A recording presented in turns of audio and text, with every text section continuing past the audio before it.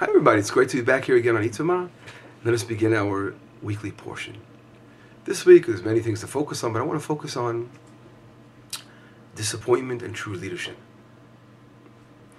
Think about it. Moshe Rabbeinu is really excited here together with the whole nation of Israel, and they're really getting ready to enter the land. It's really happening. They're approaching the hills of Jericho, and we know very soon they're going to enter the land of Israel. And Moshe Rabbeinu has to accept disappointment over here. He has to accept the facts that he's not going to enter the land. That's very, very painful. And it's a lesson of true leadership. Think about it. Right now, the daughters of Tzlofchad came over to Moshe, and they said, of course, the whole story, that their father died in his sin in the desert, and we want to receive an inheritance as well. After God saying the land will be divided up by lottery, and they want their portion. And of course, it was told that they were going to get a portion of land. And right after that, God says to Moshe Rabbeinu, remember, you're not entering the land of Israel. You're going to go up and you're going to look at it. God's like rubbing in the salt in the wound, but you're not going to see the land. You're not going to be in the land. You're going to see it, but you're not going to be there. Think about it. Something you wanted so badly in your life, and you didn't get it. How did you feel when that happened to you? Every one of us, from children all the way on to adults, we've all suffered disappointment once in a while in our lifetime. And how painful that was. Moshe Rabbeinu was the leader of Israel, and his whole life is given everything he had for the nation. He's being told that he will not do the most amazing thing. He's not going to be part of it. He's not going to be part of entering the land, which was the whole purpose of everything, was to come into the land of Israel and build the land of Israel. And Moshe, unfortunately, was going to miss out on this amazing experience. Very, very painful. And right after God reminds Moshe, maybe Moshe Rabbeinu thought that now things will be a little different, maybe God will forgive him, but it didn't happen. It's not going to happen so easily. It didn't happen. And right after that, Moshe Rabbeinu, there's a very unusual expression in the Torah. And what does it say? It doesn't seem too unusual if you read it, but it just struck me very powerfully. Vayidaber Moshe el Hashem limor. Moshe Rabbeinu spoke to God, saying, "Wait a second, it's backwards. God is the one who is telling Moshe Rabbeinu and approaching Moshe Rabbeinu, and here Moshe Rabbeinu tells God." I didn't really check it out how many times in the Torah it says Vayidaber Moshe el Hashem. Moshe spoke to God, but it's definitely a rare expression. Usually, it's the opposite. Of course, God initiating the conversation, of God appearing to Moshe Rabbeinu.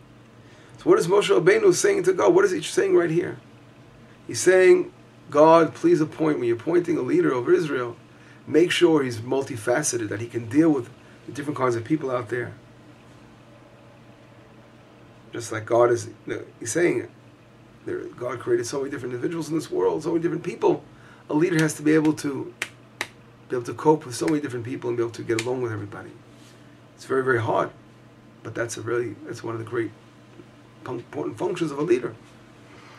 Everyone has their own their own load, and they need help for this, and someone needs help for that, and everyone has their own issues. And if a leader doesn't have the understanding to get in the shoes of everybody and understand what he's going through, he really can't be a true leader. And Moshe Rabbeinu is demanding from Hashem that this should be the leader. Think about what Rashi says, something so beautifully. Rashi says, think about these great righteous people. Here he is ready to pass away and leave the world. He's not running around dealing with his own personal issues. And right now, what interests him is the nation of Israel. If they're going to have a true leader that's going to continue the Moshe Rabbeinu's way, a true leader that's going to care about every one of his people, and a true leader that's going to really, really be there for the people. A true leader is really a slave for the nation. And Moshe Rabbeinu really wants that to continue. So here even Moshe Rabbeinu is initiating this whole conversation with Hashem, with God. And of course, Moshe Rabbeinu as a human being, Rashi brings down, thinks, okay, maybe it will be his children, Moshe Rabbeinu's children, that will take over leadership, leading the nation. They grew up in the house of Moshe. They saw how he loved so much every person, how he reached out to everybody, and was able to cope with everyone, personal needs and try to, again, solve problems. His children will live with him, absorb this, and he thought that they would be perfect candidates for continuing the leadership. But God says, no, I want you to take Joshua. Joshua was in your tent and studied Torah with you, who never left your side. And Moshe Rabbeinu, again, this might have been a disappointment. Every father wants his children to continue in his path. But here again, Moshe Rabbeinu shows his great modesty and love for his people. Immediately, of course, responds so naturally by following, of course, every word that Hashem tells him. This is an amazing lesson of, number one, even in most difficult situations of disappointment, you can really think about how Moshe Rabbeinu was so upset, being so disappointed of not entering the land.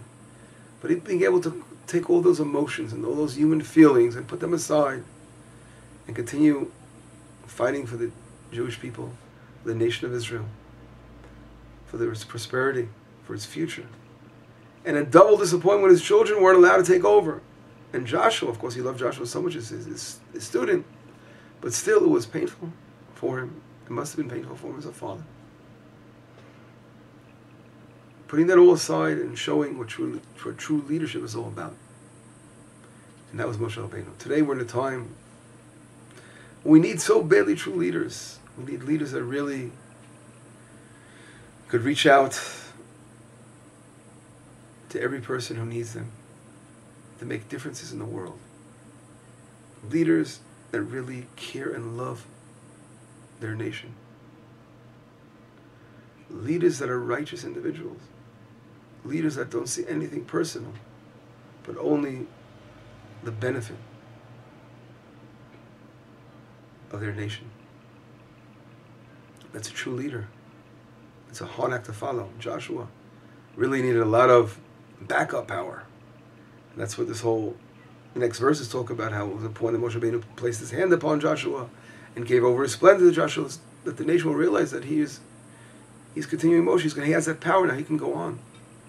Today we have to wake up in this world again and pray to God that the leaders that will run this world will definitely be true leaders. Leaders of righteous individuals. Israel so badly, here we are, surrounded constantly by enemy forces that want to go against us. The world itself is threatened. There's terrible things that are going on in the world all the time. How important it is that our leaders will be righteous individuals that will lead the world to true redemption. We have to correct ourselves morally. We have to strengthen ourselves spiritually. We have to be selfless individuals in order to look and feel the needs of others. This is a lesson that Moshe Rabbeinu gave us all in this 6th portion. Shabbat Shalom. I miss you all. We'll see you soon. Bye.